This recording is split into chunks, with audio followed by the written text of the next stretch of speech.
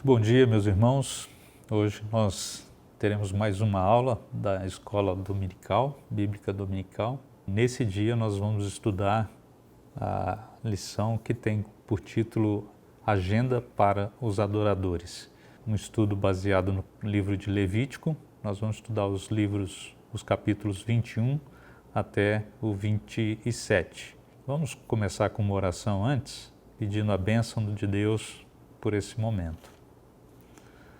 Pai querido, nós te louvamos, agradecemos, ó Deus, pelas tuas bênçãos, agradecemos, ó Deus, pelo dom da vida, e nesse momento que vamos estudar a tua palavra, nós pedimos a tua direção para que possamos entendê-la e assimilar no nosso coração os ensinos que o Senhor tem para nós. Pedimos assim em nome de Jesus. Amém. Meus irmãos, esse é um tema interessante. Essa lição de hoje trata dessa temática, né? Uma agenda para os adoradores. De fato, são anotações no calendário mesmo, na agenda diária, mensal, anual do povo hebreu, e que eles tinham festas de celebração a Deus, e nós vamos tentar entender um pouquinho desse contexto todo para tentarmos entender como eles praticavam suas festas, seu culto a Deus, e no final nós tentarmos aplicar como nós devemos assimilar esses ensinos e aplicar às nossas vidas, né? Uma introdução, nós vamos perceber que nessa lição nós vamos tratar de alguns temas importantes, né? Por exemplo, logo no início a gente trabalha a ideia de santidade do sacerdote. O sacerdote, nós sabemos, é aquele líder que conduzia o povo ao Senhor, ele intercedia pelo povo, e o texto bíblico nos narra que ele tivesse uma vida santa, pura, né? Totalmente de santidade. Isso implicava também, obviamente, no culto a Deus. O cerimonial do culto deveria ser todo sagrado, santo, puro, né? Com certas observâncias, porque afinal, eles entendiam que tudo que deveria ser feito a Deus deveria ser feito de uma forma totalmente ritual, observando aqueles preceitos do próprio Deus, não é? Havia também tantos cuidados no ritual do culto a Deus, né? Por exemplo, o uso da linguagem. Era necessário que a linguagem fosse uma linguagem sadia, porque nada poderia ofender a santidade de Deus. Logo, o culto, as oferendas, todo esse processo deveria ser feito de forma santa, santificada, pura, ao mais possível. Também no texto nós vamos observar algumas questões muito importantes, né? Coisas até práticas mesmo, como por exemplo, a boa administração do solo, né? Da propriedade. Nós vamos encontrar nesse texto, por exemplo, num dos capítulos, a figura do ano do jubileu, né? Que era aquela ideia de que as propriedades deveriam ser devolvidas aos seus donos originários para que não houvesse padecimento, né? Necessidades, empobrecimento de uns e enriquecimento de outros. Interessante como o texto bíblico narra esse cuidado de Deus e do seu próprio povo em relação aos mais necessitados, que é justamente essa ideia de assistência aos necessitados, né? Não deveria haver no povo pobreza, não deveria haver no povo pessoas vivendo em miséria extremada, mas sempre que houvesse um caminhar nessa direção, o próprio ano do jubileu permitia que essas situações difíceis vividas por pessoas, por famílias, fossem restauradas à sua originalidade, à sua origem, né? E também há no final do capítulo 27 a ideia do cumprimento de votos, né? Ninguém era obrigado a oferecer algo a Deus, mas há uma advertência: se fizesse um voto, uma oferta, então isso deveria ser cumprido de modo que não houvesse arrependimento para não desagradar o próprio Deus. Então esse é o cenário da nossa lição de hoje. Nós vamos passar por esses temas durante a nossa lição, né? Aqui nós temos a ideia de padrões elevados para os adoradores.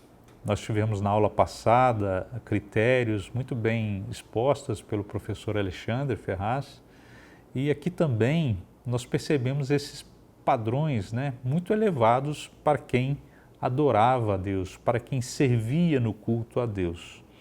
E nós vemos isso de forma muito específica no capítulo 21, os versos de 1 a 24, né, porque o sacerdote tinha tantas restrições, né, ou padrões mesmo para se dirigir a Deus, rogar em favor do povo, que era algo muito elevado, padrão muito elevado, né? Então nós podemos lembrar aqui para os irmãos que o sacerdote ele não deveria ter defeito, por exemplo, né? O homem escolhido para ser sacerdote, ele deveria ser uma pessoa sem defeito, ele não deveria se contaminar, por exemplo, não poderia nem tocar em mortos, né? Porque o morto era um sinal de impureza e o sacerdote ele não poderia se contaminar com nada, porque ele era aquele que estava oferecendo o sacrifício, oferecendo as orações, as intercessões do povo diante de Deus. Então ele deveria ter todo um ritual e todo um cuidado próprio para se apresentar diante de Deus. E é isso que nós chamamos de padrão muito elevado, né?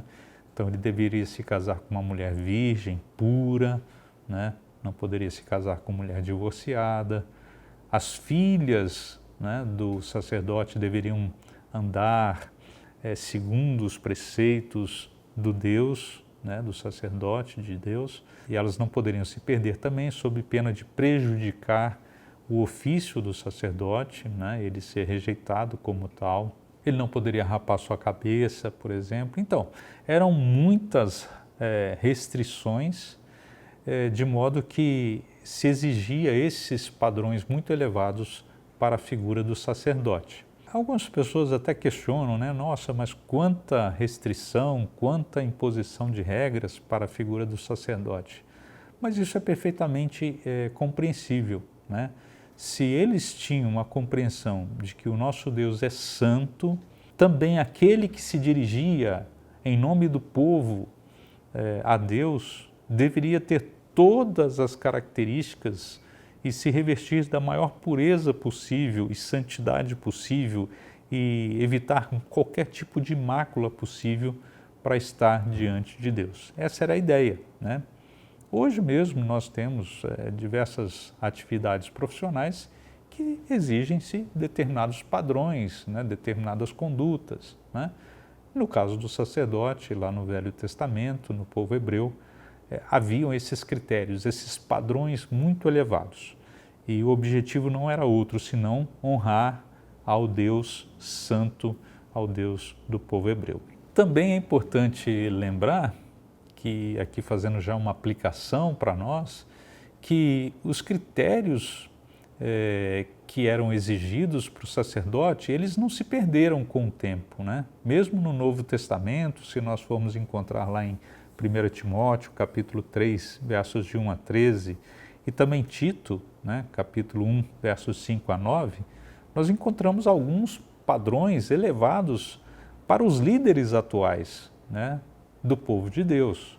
Então, não é que veio a nova aliança, temos o Novo Testamento e então agora não se precisa mais ter um padrão elevado para os líderes que atuam no serviço a Deus. Não, os padrões eles podem não ser exatamente os mesmos, né, ritualísticos, mas se exige um padrão de vida, né, um padrão de conduta, um padrão de comportamento muito elevado.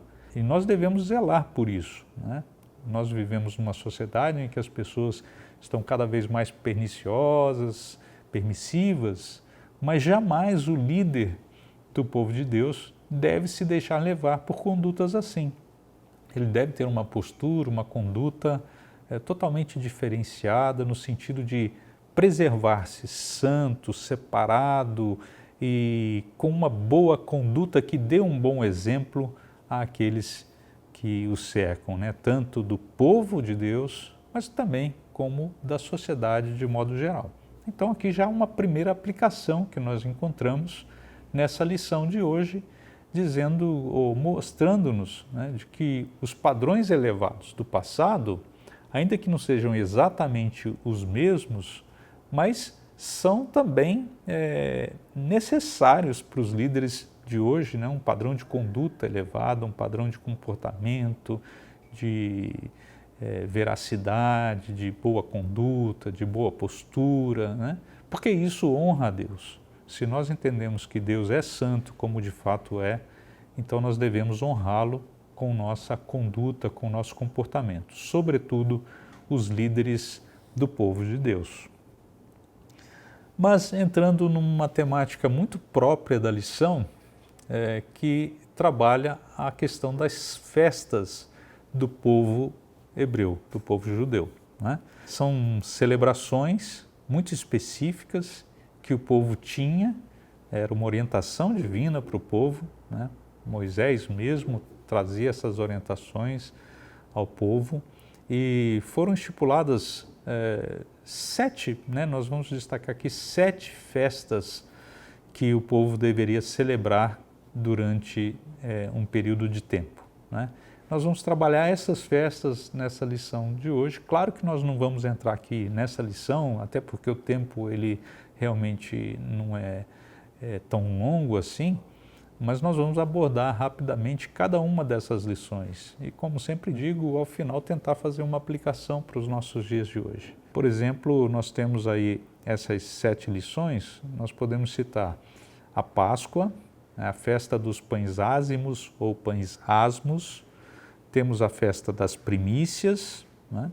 A festa de Pentecostes, a festa das trombetas, a festa da expiação e, por fim, a 7ª festa, a festa dos tabernáculos. São essas festas, são essas celebrações que nós vamos passar por cada uma delas, tentando entender o que era cada uma, né, rapidamente, e também mostrar qual era o objetivo do povo ao celebrar essas festas, sobre a própria orientação de Deus através do seu servo Moisés. Mas antes mesmo de nós entrarmos em cada uma delas, eu acho interessante nós entendermos todo esse ciclo, né, das festas. Então, durante um período de tempo, vamos colocar como um ano, né, para facilitar a nossa compreensão, havia um ciclo de festas. E nós podemos, talvez, entender como 3 ciclos de festas, né? O primeiro, nós temos aí a Páscoa, a festa dos pães ázimos e a festa das primícias. Esse poderia se caracterizar como um primeiro ciclo de festas, de celebrações ao Senhor. Logo em seguida, nós podemos caracterizar como um segundo momento de festas, que é a festa de Pentecostes, né? A festa de Pentecostes, que se dava 50 dias após a última festa do primeiro ciclo, que é a festa das primícias. E no terceiro ciclo, nós tínhamos a festa das trombetas, depois a festa da expiação, ou o dia da expiação, né? Que era uma reunião do povo para a expiação dos pecados, para a contrição diante do Senhor, e, por fim, a festa dos tabernáculos, também conhecida como festa das cabanas. Uma coisa interessante aqui para o nosso entendimento é que havia uma coincidência com o início das primeiras festas do primeiro ciclo, com o início das primeiras chuvas e também das primeiras colheitas, né? Então, quando tínhamos lá a Páscoa, os pães ázimos e as primícias, também eram consideradas festas da primavera, né? Porque era o início das primeiras chuvas e também das primeiras colheitas. Já no terceiro ciclo, né, é a festa das trombetas, dia da expiação, festa dos tabernáculos, nós tínhamos as festas de outono e eram no período em que nós tínhamos as últimas chuvas e as últimas colheitas. Esse é um panorama geral, um panorama para nós termos a compreensão de como se davam essas festas num período do ano, né? Então, o primeiro ciclo era intermediado pela festa de Pentecostes, né? O primeiro Páscoa, pães ázimos e primícias, depois o tabernáculo e, por fim, trombetas, dia da expiação e festa dos tabernáculos.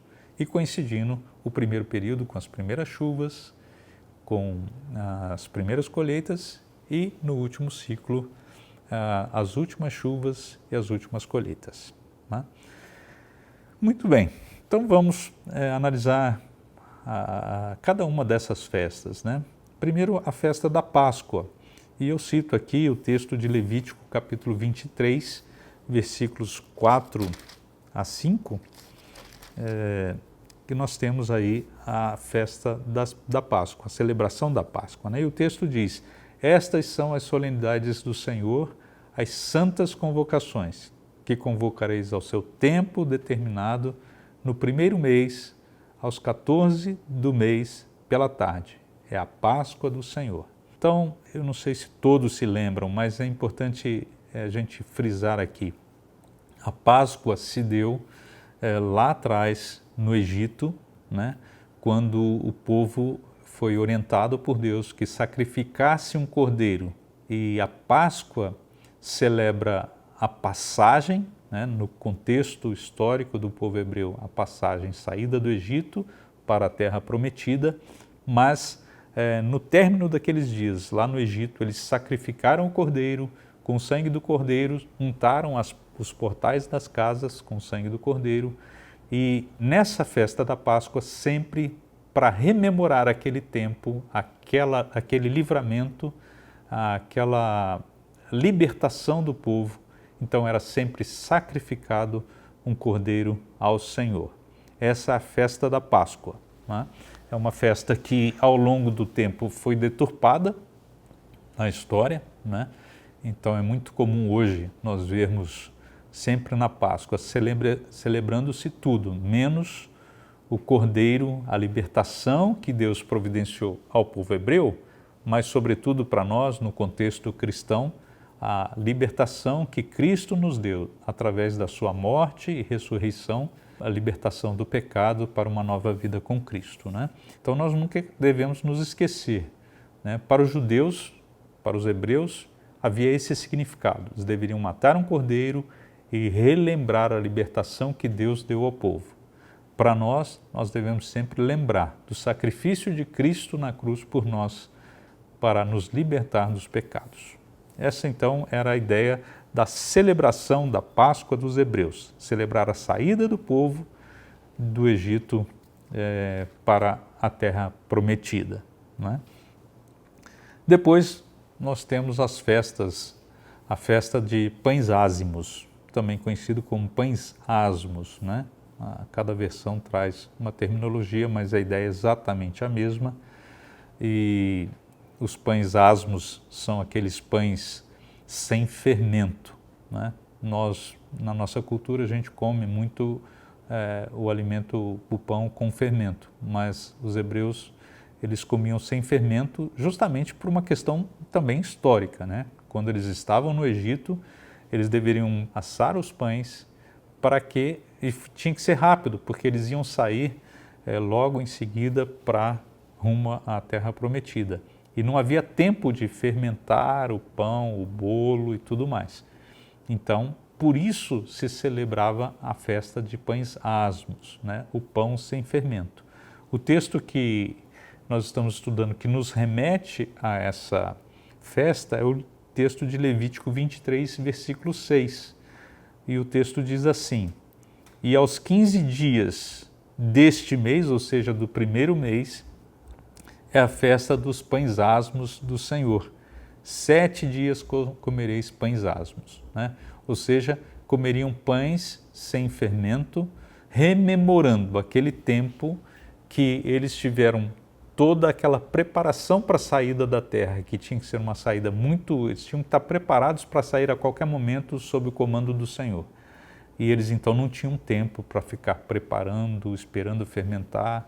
E essa era a ideia original do contexto lá no Egito, e todas as vezes que eles celebravam a festa dos pães asmos, eles rememoravam aquele tempo de fuga, de saída, de libertação às pressas, né, tendo que tocar a vida para uma nova direção dada por Deus. Então, eles celebravam isso nesse contexto, com essa ideia, lembrar, sempre esse é o contexto, lembrar do que Deus havia feito, proporcionado ao povo e trazendo elementos próprios do que havia acontecido no seu contexto histórico.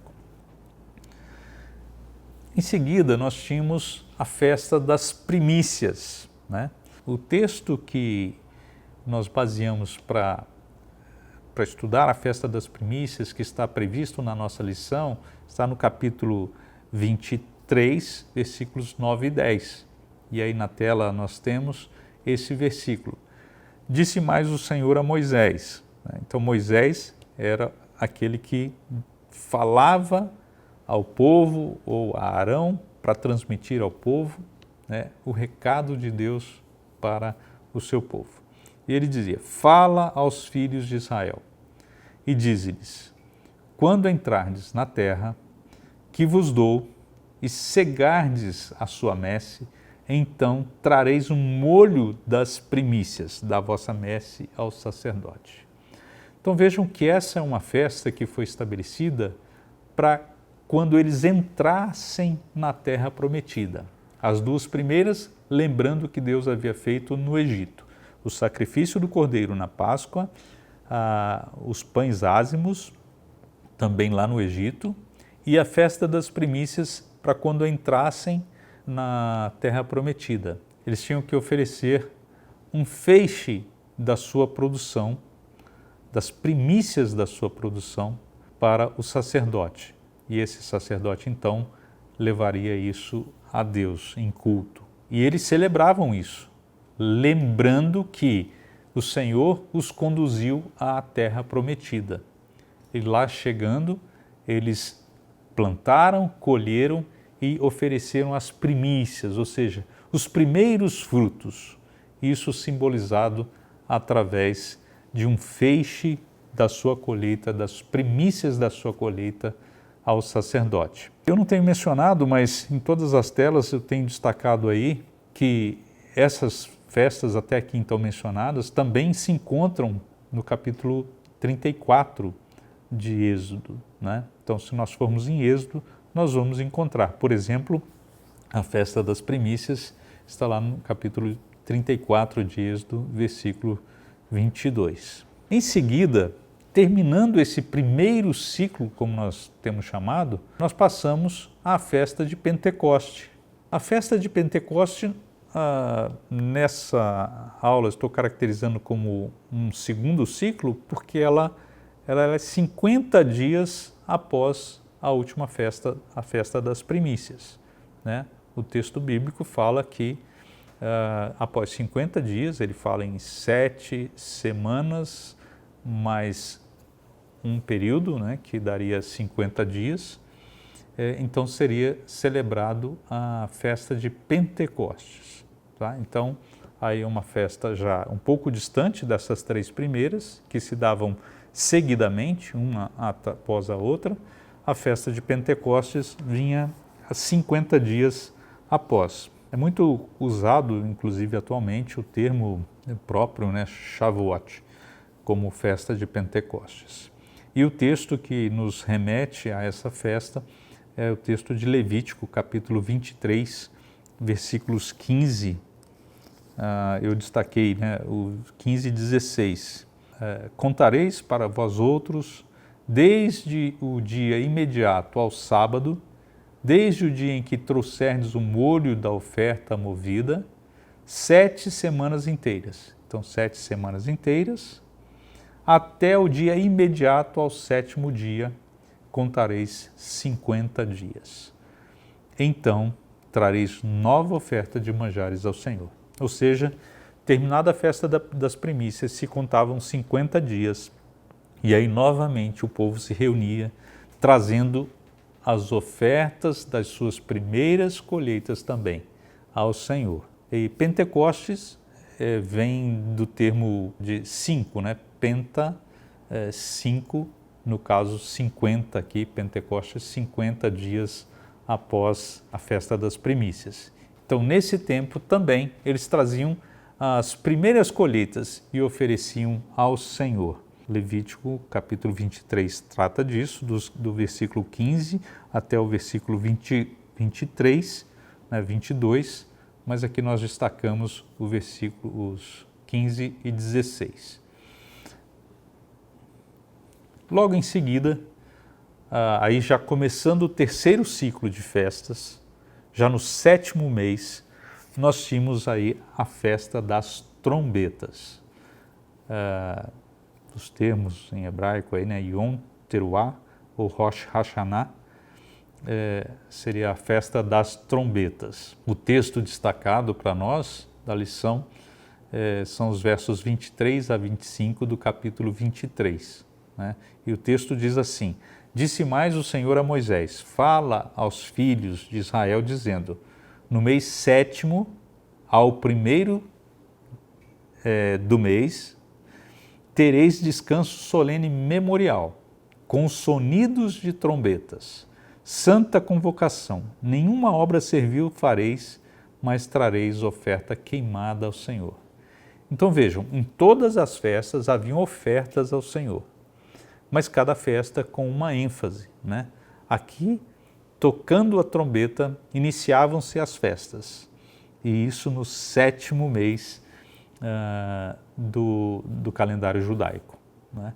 Então as trombetas tocavam, né? Naquela ocasião era muito comum o shofar, né? Que é uma espécie de chifre de animal que se produzia um som, né? Era o shofar, e eles tocavam então essas trombetas, e então o povo se reunia para a festa das trombetas, e então eles traziam oferendas para serem queimadas ao Senhor. É um povo festivo, né? Nós estamos vendo aí que era um povo festivo, sempre, importante destacar isso, lembrando, rememorando, celebrando algum feito do Senhor na história do povo, ou agradecendo pelas bênçãos, no caso das colheitas, ou, como nós vamos ver na próxima festa, na próxima tela aí, que é a festa ou dia da expiação, ou o povo se fazendo contrito diante do Senhor. E dizendo isso, a gente passa então a essa tela e a essa festa da expiação, ou o dia da expiação, que está retratado lá em Levítico, capítulo 23, versículos 26 até o 28 como ênfase, mas ele é um pouco maior, que trata desse dia, né, o dia da expiação. Também conhecido nos dias atuais como Yom Kippur, né, o dia do perdão. O texto bíblico diz assim: Disse mais o Senhor a Moisés, sempre Moisés sendo essa personagem que falava ao povo, trazendo o recado de Deus para o povo. Mas aos 10 deste mês 7º, ou seja, no dia 10 do 7º mês do calendário judaico, será o dia da expiação. Tereis santa convocação e afligireis a vossa alma, ou seja, não afligir o corpo, afligireis a vossa alma. Isso é importante destacar. O que é afligir a alma? Estar contrito diante do Senhor, arrependidos de seus males, de seus pecados, de seus erros, da sua desobediência a Deus. Então era um dia de arrependimento. Trareis oferta queimada ao Senhor. Mais uma vez, sempre nas celebrações, oferenda ao Senhor, oferta queimada ao Senhor. Animais eram oferecidos a Deus, através sempre do serviço de culto do sacerdote. Nesse mesmo dia, nenhuma obra fareis, porque é o dia da expiação, ou seja, ninguém trabalhava no dia, porque era um dia de arrependimento, de contrição diante de Deus, para fazer expiação por vós perante o Senhor, o vosso Deus. Então era um dia em que o povo, aqui era também considerado uma festa, mas uma festa em que o povo ficava contrito diante de Deus, né? Arrependido dos seus males, dos seus erros, da sua desobediência, da inobservância dos ensinos e da da direção de Deus para o povo, e eles então iam pedir perdão por todos esses males, desobediência que vinham cometendo diante de Deus. Também aqui é muito importante, né, nós percebermos que na vida do povo hebreu diante de Deus se celebrava as colheitas, se celebrava e se lembrava dos grandes feitos que Deus havia feito na sua história, mas também eles tinham um momento próprio para se arrepender de todos os seus males, né? Porque eles constantemente eram advertidos por Deus, através de Moisés, através dos líderes, de tantos males, desobediência às direções, às orientações, aos mandamentos de Deus. Essa então era a festa da expiação, ou o dia da expiação, em que o povo ficava contrito diante do Senhor. E por fim, terminando esse terceiro ciclo de festas, nós temos a festa dos tabernáculos, né? Sucote, festa dos tabernáculos. Nós podemos destacar os versos 33 a 36 do capítulo 23. O texto diz: disse mais o Senhor sempre através de a Moisés. Então, o Senhor falava a Moisés, Moisés trazia o recado para o povo. Fala aos filhos de Israel dizendo: aos 15 dias desse mês sétimo, então ainda no mês sétimo, no 15º dia, será a festa dos tabernáculos ao Senhor, por 7 dias, então numa festa de 7 dias. Ao primeiro dia haverá santa convocação. Então, no primeiro dia se convocava todo o povo. E nenhuma obra servil fareis. Também não era para se ter trabalho nesses dias.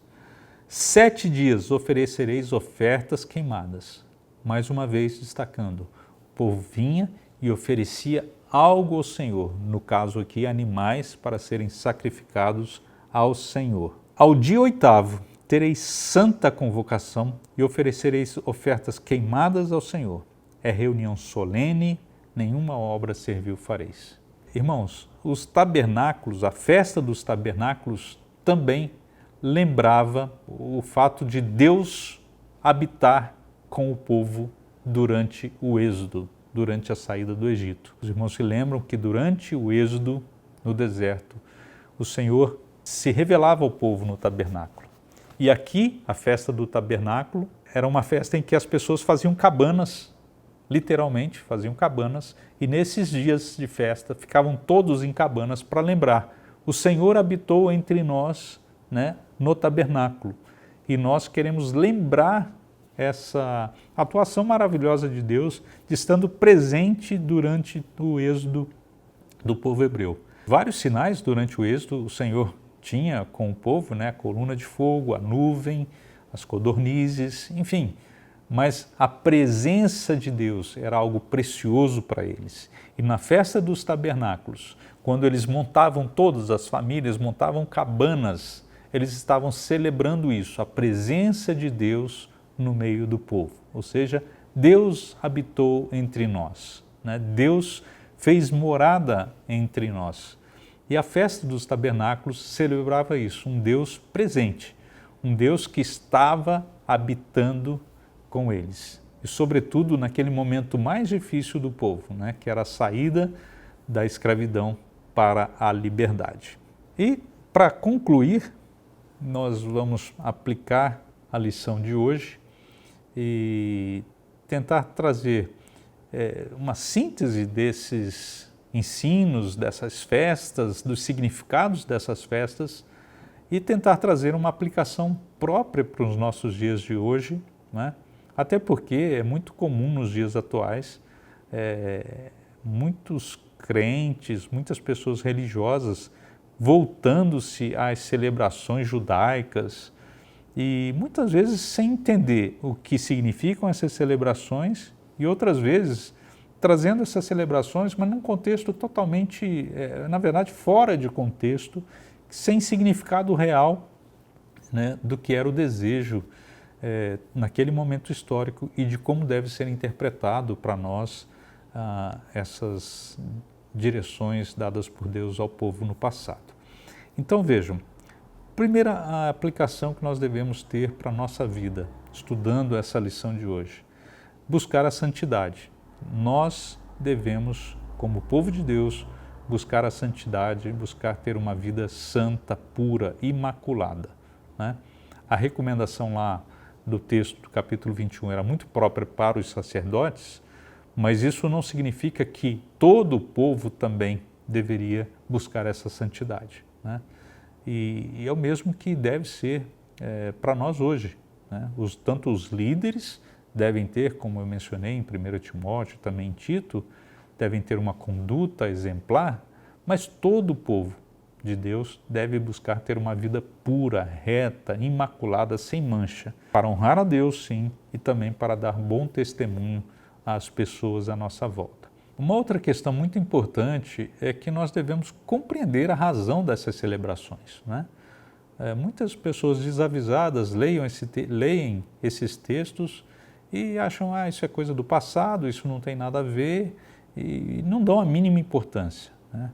Mas como nós somos um povo que tem uma origem nessa cultura judaico, né? Nós vivemos uma cultura judaico-cristã, nós precisamos entender por que o povo agia daquela forma e a motivação deles. Então, como eu disse, eles rememoravam feitos históricos na vida do povo, né? Então, Deus agiu de forma extraordinária quando eles estavam escravos no Egito, através da libertação da casa dos hebreus, pelo sangue do Cordeiro que foi untado nos umbrais das portas. Eles lembraram também como que tiveram que sair às pressas, fugido do Egito, né, sob o comando de Deus para a liberdade, comendo pães sem fermento. Então eram feitos que aconteceram na história deles e eles se lembravam disso, como Deus atuou na história deles.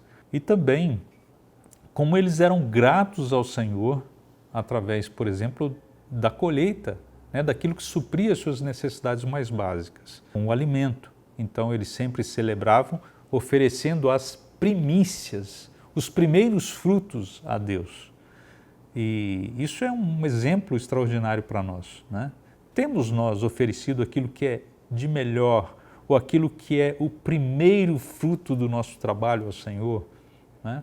Nós não vamos oferecer talvez um feixe de trigo, nós não vamos oferecer talvez, né, a fruto de uma colheita, porque nem todos nós somos agricultores, mas nós temos nossas atividades, nós temos oferecido o que é de melhor do fruto do nosso trabalho ao Senhor. Essa é uma reflexão que nós devemos ter, entender por que fazemos e fazer porque entendemos como devemos agir diante de um Deus santo, um Deus que age em nosso favor. Também nós temos aí a ideia de conexão dessas festas com o plano de Deus em Jesus, né? Todas essas festas, elas de algum modo apontam para Jesus e para a história da eternidade. Então, por exemplo, quando os judeus celebravam com a morte do Cordeiro, nós podemos lembrar que Jesus é tido como o Cordeiro que se sacrificou, se deu por nós, para quê? Para nos libertar do pecado para a liberdade, para uma nova vida com Ele. Então vejam a conexão, é o Cordeiro que tira o povo da escravidão para a liberdade. Jesus, o Cordeiro, que nos tira do pecado para uma liberdade em Cristo, né? Nós temos também a festa dos pães ázimos, né? Pães sem fermento, né? O próprio texto bíblico lá em Coríntios, né? E isso nós vamos fazer até o comparativo aqui, mas diz que Jesus é a primícia, ele foi sepultado, né? E ele foi sepultado para quê? Para se esvaziar, né? Levar consigo todos os pecados, tirar aqueles pecados de nós. Então, é o Cristo se esvaindo, né? Então, o pão sem fermento, aquele pão sem aquele produto que faz o pão crescer, é um pão vazio, um pão singelo, né? Então, Jesus, ao se dar, ele leva os nossos pecados, se esvazia e nos limpa, né? De modo que a gente seja uma essência sem mácula diante do Senhor. Então, essas comparações são possíveis fazer. E aqui nós fizemos essa comparação, a Páscoa referindo-se a Jesus, né? O Cordeiro, Jesus, o pão sem fermento, uma vida sem pecado, as primícias, né? Cristo, 1 Coríntios diz lá que Cristo é as primícias dos que dormem, porque Cristo foi o primeiro a ressuscitar e nós esperamos que um dia ressuscitaremos com Cristo, né? Ou seja, em algum tempo, no tempo de Deus, nós teremos uma vida plena com Cristo. Mas Cristo foi o primeiro, Cristo foi a primícia dos que dormem. Pentecoste, né? Aqueles 50 dias em que eles ofereceram ao Senhor sacrifícios, e lá no Novo Testamento nós tivemos também o dia de Pentecostes, né, em que o Espírito Santo derrama-se diante do povo, dos apóstolos, e há um grande avivamento, uma grande conversão de pessoas entendendo a mensagem do Evangelho. E há essa relação, né, o Pentecoste lá no passado e aqui o Pentecoste, o derramar do Espírito Santo sobre o povo, os apóstolos e sobre nós que temos o Espírito Santo. A festa das trombetas, né? Quando se tocavam as trombetas, convocação santa do povo para se reunir. A ideia de trombetas hoje é a ideia de proclamação, né? Nós, como povo de Deus, devemos ser essas trombetas, né? Devemos ser arautos, devemos ser aqueles que anunciam, que fazem um alarido, anunciando as boas novas do Senhor, anunciando a palavra do Senhor. Nós devemos ser essas trombetas, né? Devemos falar, anunciar o Evangelho, anunciar o plano eterno de Deus para as pessoas. Quando lembramos da expiação, né, falamos da Páscoa, da celebração da expiação, o dia da expiação, então nós podemos lembrar da segunda vinda de Cristo, né, em que todas as pessoas deverão estar diante do Senhor e ali haverá a cessação de transgressões. Aquele é o momento do juízo final. Aqueles que se expiaram, tiveram seus pecados perdoados, aceitaram o sacrifício de Cristo como perdão de pecados, terão a salvação eterna, a vida eterna, e aqueles que perderam essa oportunidade, então terão morte eterna. Não haverá mais, então, oportunidade. Aquele será o dia em que será computado, será julgado todo o povo. Todas as pessoas serão julgadas. Por fim, o tabernáculo, né? Aquela ideia de que Deus habitou entre o povo, nos faz lembrar, nos aponta para o fato de que nós temos morada no reino eterno do Senhor. Vamos habitar com Ele, né? E o desejo é que nós, então, entendamos as lições dessas festas celebradas pelos judeus, das motivações que eles tinham para celebrar a Deus e, no nosso contexto, já conhecendo a obra redentora de Cristo Jesus, tendo as verdades do Novo Testamento conosco, né, nós possamos ter um sentimento parecido, né, um sentimento de gratidão, um sentimento de contrição, um sentimento de celebração e um sentimento de urgência de anunciar o Evangelho de Cristo às pessoas, né? Cada qual no seu contexto, o povo hebreu dentro daquele contexto, nós num contexto totalmente diferente, numa sociedade totalmente diferente, mas os princípios que estão estabelecidos nessas festas, eles nos ajudam a entender a nossa missão como crentes, como servos do Senhor. Nosso desejo é que essa lição seja útil para nós, né? Os textos são longos, há muitos detalhes sobre cada uma dessas festas, mas a ideia é que nós tenhamos um entendimento necessário para aplicar tudo isso, compreender a história e aplicar tudo isso para nossos dias atuais. O desejo é que todos nós tenhamos bom proveito dessa lição. Muito obrigado, Deus abençoe a cada um.